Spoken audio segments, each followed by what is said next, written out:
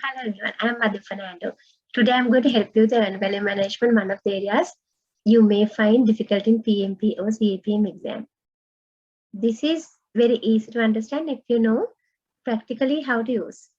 Otherwise, like really hard to remember the formulas because there are many formulas in this area. Let me get this simple example so I can teach you earned value management very easily. Let me off the camera also, then you can hear me properly. Now, you can see I have drawn a project here, $10 million work project to be completed within 10 weeks. This project, like I told you, 10 million is our budget at completion. 10 million has to be BAC budget at completion. As a good project manager, I want to make sure I will deliver my project within the budget. In this case, there's another assumption we made here. In our planning, we have planned to spend 1 million every week. 1 million of work to be done every week, 1 million worth of work. So here I have planned to do plan $1 million worth, that means 10% every week, equal amounts. So in 10 weeks, we are done with our project. Okay, with this plan, I'm going to do the work. And now you can see I have marked here week 5 and a planned value of 5 million because I'm spending 1 million per week. We are in week 5 now and we should be spending 5 million. So this is our plan. And week 10, we should be at 10 million. Now, imagine this is a project run by somebody else and I'm taking over at week 5 because if I was managing that project, I will not wait until week 5 to measure my project performance. I will be doing it every week. But imagine this is poorly managed project maybe. We don't know yet. We'll find out how it is going, but somebody else has been managing it. So we want to know the progress, whether it's good or bad. So I look at the project and I see at week 5, as at today we are in week 5, 6 million money has been spent on the project. That is actual cost. 6 million has been spending on the project. So if I put this into the picture also, I can have a line here to that picture. Same thing here, 6 million. This is actual cost. Now I can see plan was 5 million and actually 6 million. Will it help me to understand whether the project is on budget or over budget? Plan was 5 million, actually we have spent 6 million. Will it help me to understand the cost variance? Cost variance.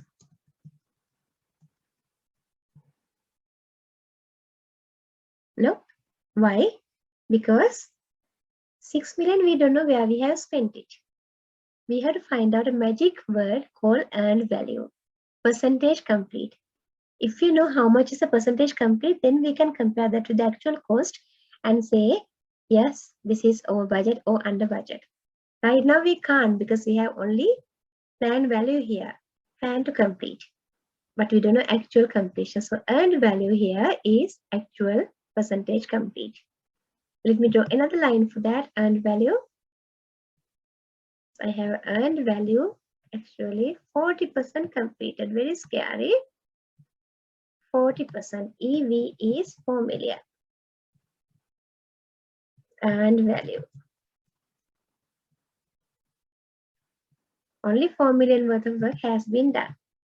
Now simply we can see the difference between work completed and actual cost, give us the cost variance.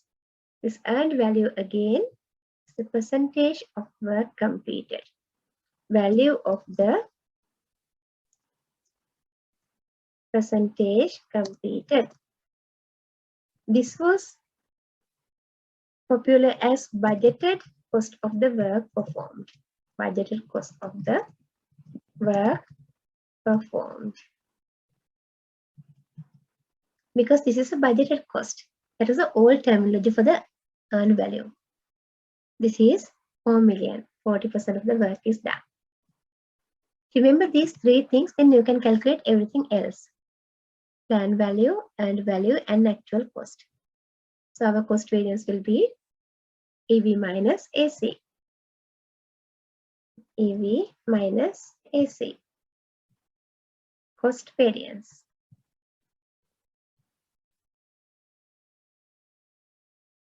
Because EV is a percentage completed, actual cost is the money spent on that percentage.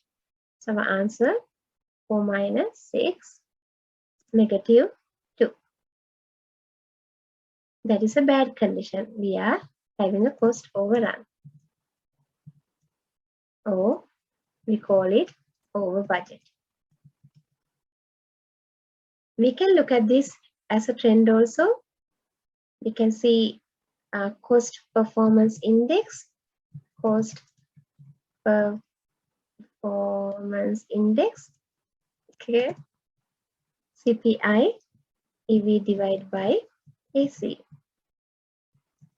That is 4 divided by 6, 0.67. This trend is helping us to identify how we are performing in the project over a period of time.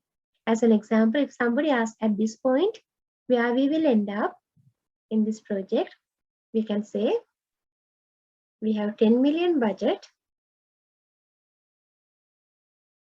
10 million, that's BAC, and we divide that by our trend, divide by CPI, we can get the number 10 divided by 0.67.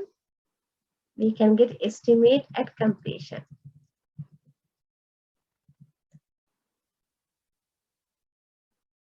EAC. Because we know budget is 10 million. If we go at the same rate, where we will end up. So our EAC will be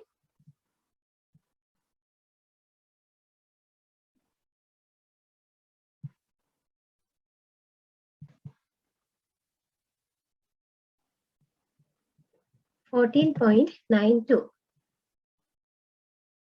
923 at 92593.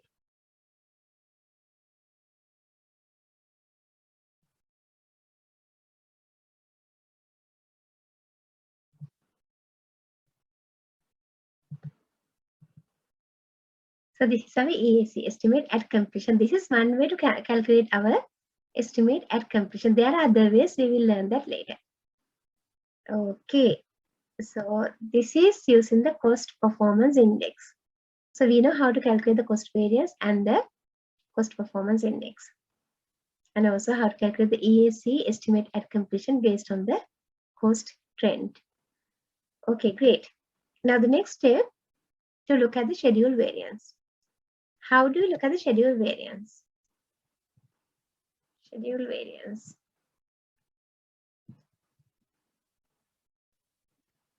Now, as said, today we plan to complete 5 million worth of work. How much we completed? 4 million worth of work. So easy, right? So our schedule variance is difference between these two. SV equals EV minus PV. That is plan value minus plan value.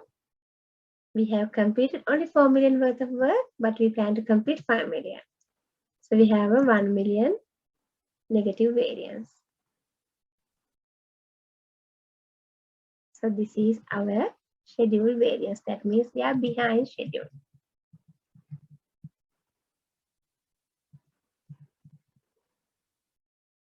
Again, if we take the trend analysis, schedule performance index,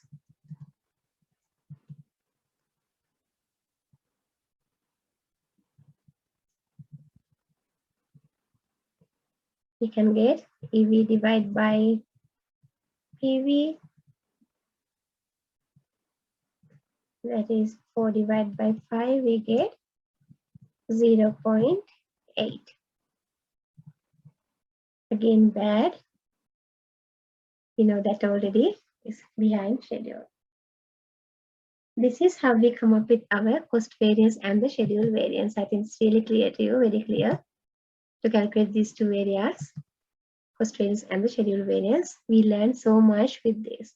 We learned what is, so far we learned what is PV, what is EV, what is actual cost, And then we looked at cost variance, and then we looked at CPI, cost performance index, and schedule variance and schedule performance index, and also estimate at completion based on the CPI, cost performance index. Okay, so we learned a lot. And the next step, now this is what we call measuring the project performance. So up to today, we know now how things are going. Now the next question is to forecast the rest, where we will end up. That will be our next trend, where we will end up. Estimate at completion, we already seen here. Now if we go at the same trend, cost trend, we will end up at 14.93. We plan to complete the project within 10 million, but we might end up at 14.93. There are other ways to see like whether we can do it better or it could even get worse. How we are going to do the rest of the project. That's everybody's question, because already we overspent 2 million. We are over budgeted by 2 million. Okay, now we look at other ways to calculate estimate at completion. Estimate at completion using different formulas. Basically, that means like we are trying different ways, like say this is the first one, BAC divided by CPI. Also, when I go to my management with my data, management will say whatever happened in the past with the project manager, or because of our own poor performance, can't do, like we can't recover that. Whatever happened in the past, like we can't recover it. Now from now on, stick to the budget. How we do that? Whatever happened in the past is actual cost. So we start with EAC. That's what we are trying to calculate. Whatever happened was actual cost. So our managers are saying to ignore that. So actual cost happened, can't do anything. And sometimes you can take it as a sunk cost also, the extra cost went. We cannot recover that. So then remaining budget is BAC minus EV. So this is estimate at completion based on the remaining budget.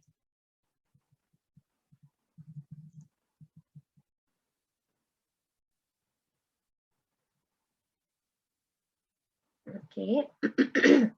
Sorry. So based on the remaining budget. So we have EAC equals EC plus BAC minus EV. BAC minus EV part is the remaining budget. And also this BAC minus EV is the estimate to complete part, because already actual cost has happened. This BAC minus EV will be the money we are going to get to complete the remaining work. This part we can call even estimate to complete the remaining work, ETC.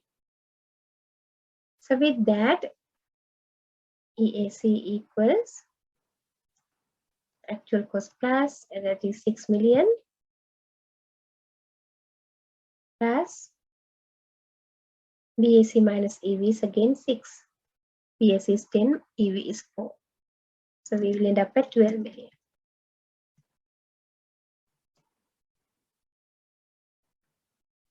This is going to make the sponsor very happy, because we are going to forget about what happened in the past and deliver within 12 million.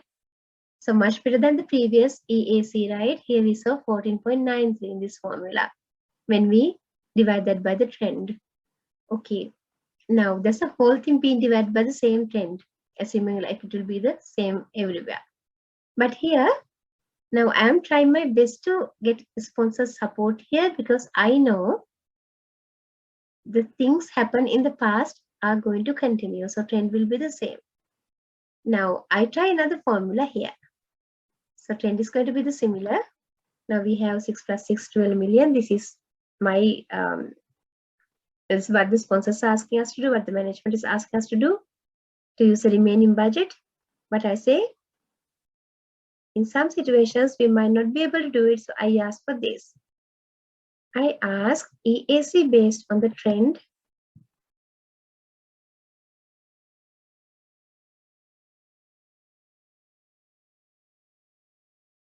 CPI and SPI. So my formula will be then in that case, EAC equals actual cost plus BAC minus EV divided by CPI into SPI.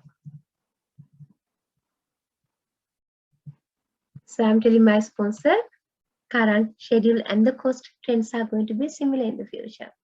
So because of that, I can't do at the same cost. I mean, same budget, but the cost. Cost can be different in the future also. So I will be asking for new estimate based on CPI and SPI. So here I will end up at a very different number. Scary one than all numbers previously. We have 6 here. AC plus BAC minus EV is 6. And CPI into SPI we had to calculate then.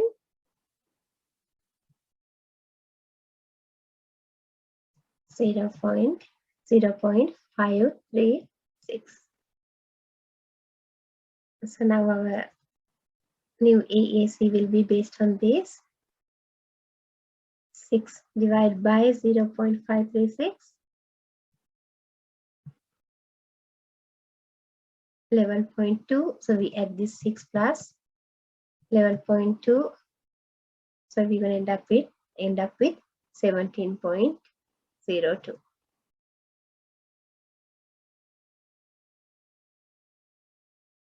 11.2.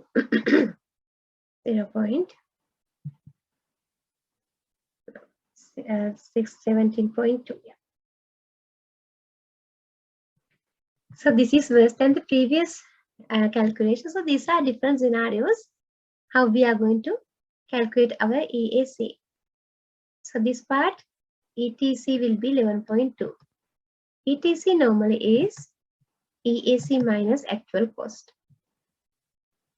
Estimate to complete.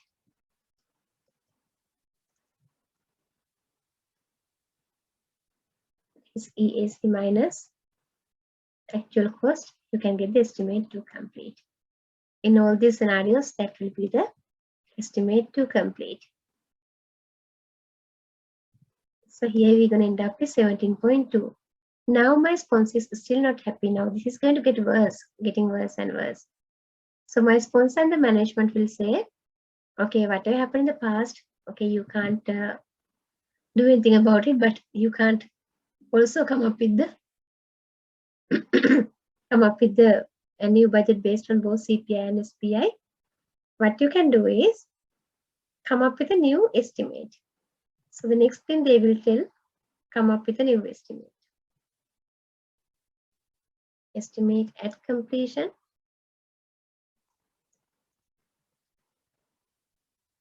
Based on a new estimate.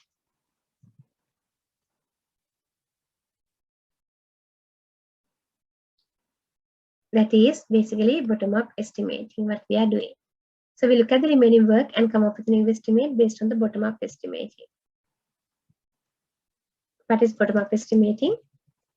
Estimating based on our WBS. So there we will have EAC equals actual cost plus bottom-up estimate.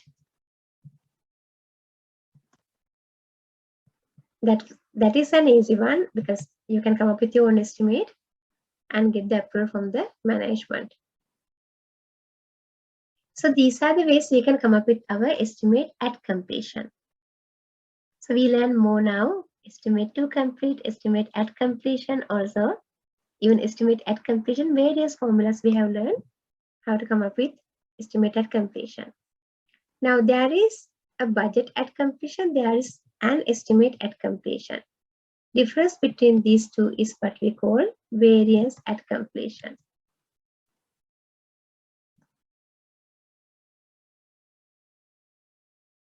Variance at completion is BAC minus EAC. So 10 minus 12. In that scenario is 2 million. 2 million variance at completion.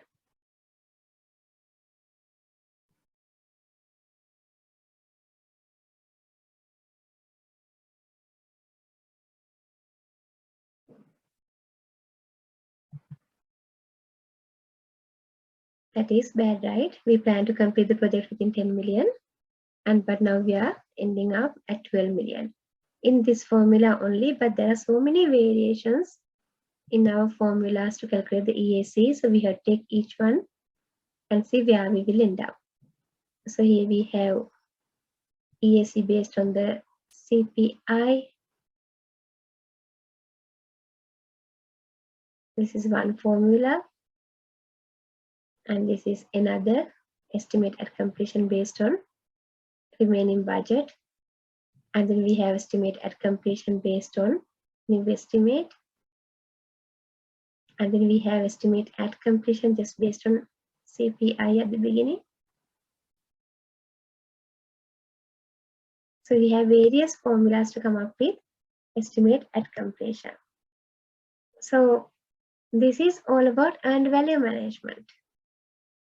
I think you have been thinking like it's really hard, but now you know it's not that difficult. This is all you have to know to come up with your cost performance and also forecasting, estimate to complete and estimate at completion. I hope this was helpful. I will see you again with another knowledge area, another area you are not very clear about. Thank you.